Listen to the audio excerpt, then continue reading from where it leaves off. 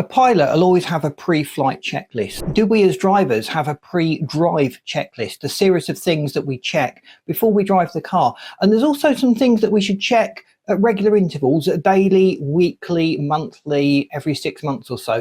This video really is just a compiled list of the things that we as drivers should be checking and taking note of in our cars. And it prevents problems. It should stop us having a breakdown at the side of the road if we catch these things early enough.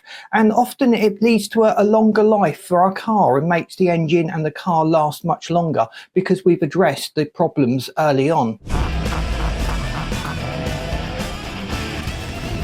Your daily check, you're obviously busy, you're going to be rushing to work most mornings and you don't want to spend too much time. A quick walk around the car will tell you a lot about the condition. You should notice any serious defects in the bodywork, any defects in the tyres if you've got a particularly flat tyre. You're checking under the car for leaks. If there's signs of leaks from the engine bay particularly, open up the engine bay and have a look and try and determine where that leak is coming from. And you're keeping an eye out as well for cracked glass, any damage that may have happened while it's parked, and picking that up as it happens. You're more likely to find out who was responsible than spotting it a week or two later and you won't have a clue where that damage actually occurred. Weekly checks, let me know if you do these weekly or if you think they should be done monthly, less frequently, or even more frequently. Tyre pressure checks, I think that is fairly essential. The tyre pressure oscillates wildly, especially as we go from summer to winter and winter to summer. If we've done a lot of heavy driving, the tyres build up a lot more pressure and a lot more heat, and that gives more scope for the pressure to be lost. And we should also check the spare tyre. How many of us actually bother to check the spare tyre? It's that emergency thing in the back of the car. We've not used it and we just assume it's in good condition. And I can't tell you the number of times that people have come to me and they've tried to put a spare on and it's been flat or punctured, or it's just degraded to the point it was dangerous to drive. We should be keeping an eye on the oil level. Use the dipstick. Now the dipstick will tell you the oil level. Obviously you're looking for somewhere between the minimum and the maximum, hopefully nearer the maximum. If you notice the level dropping more frequently, and that's something you'll be aware of if you're doing this as a weekly check, you can address the problem in the engine that's actually causing the oil level to drop. You either got a leak or you're burning oil. They're the two most common causes. You'll also notice the condition of the oil. Now a lot of cars, particularly diesels, will make the oil very black very, very quickly, and you can't pay too much attention to that. But if we've got a gasoline or petrol powered car and the oil is starting to get brown or black and sludgy, that's a sign that it needs changing. Hopefully we're keeping up with the manufacturer's change schedules and maybe even shortening those.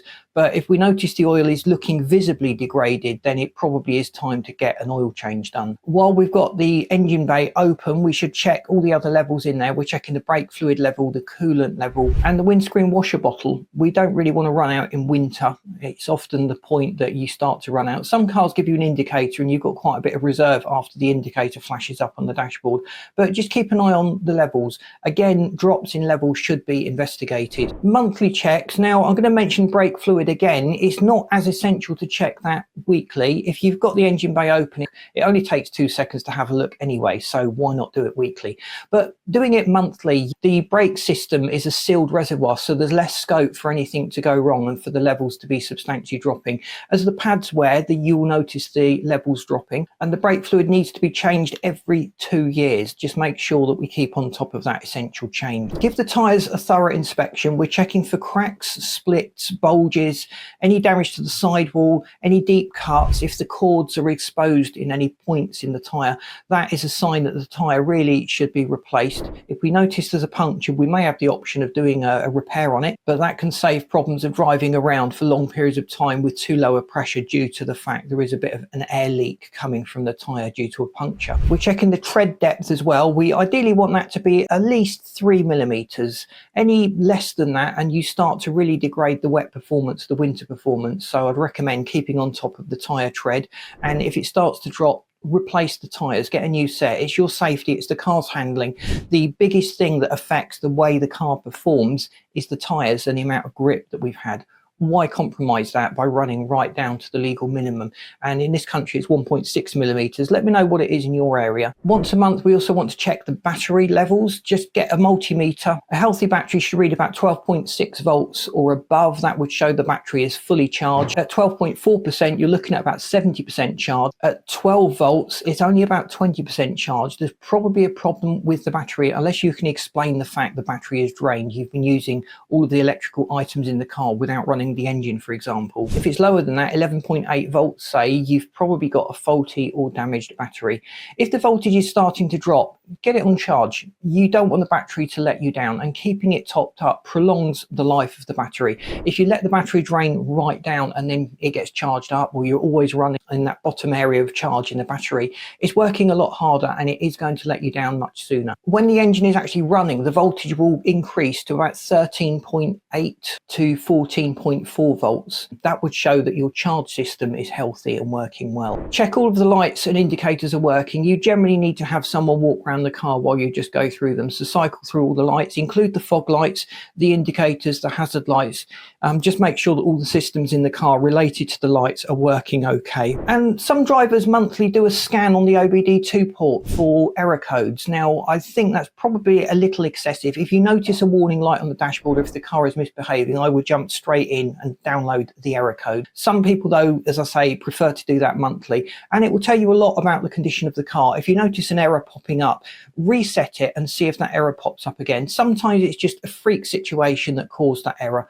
Other times it can indicate there is a potential problem looming that you need to jump on. Then you've got the longer check items, 6 months to 12 months. Things like the service items, the manufacturer will recommend a change of oil, change of filters, change the air filter, the spark plugs, the glow plugs, all the other ancillary components in the engine that would get changed at service time. Keep on top of those. Some of the intervals are much longer. We've seen spark plugs going up to about 40,000 miles on the recommended intervals. The new iridium and platinum plugs have a much longer lifespan than the old copper ones that we used to use back in the 80s. One of the most important things to keep on top of are the belts, the timing chain, the timing belt. If that is not changed, it can lead to catastrophic damage on the engine, and that is generally 7 years, 70,000 miles. Some manufacturers push it to 10 years. I personally wouldn't recommend going longer than about 7 years, 70,000 miles. You're just asking for trouble. It's a small thing to do, but if it goes, you've got serious problems. I hope you found this checklist simple. Let me know if I've missed anything off that you like to check,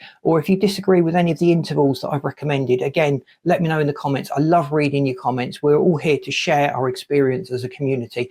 Thanks for watching. Please boot the like button. If you haven't subscribed to the channel yet, you're missing out. Subscribe and you'll be notified of all the latest videos that we've got coming out.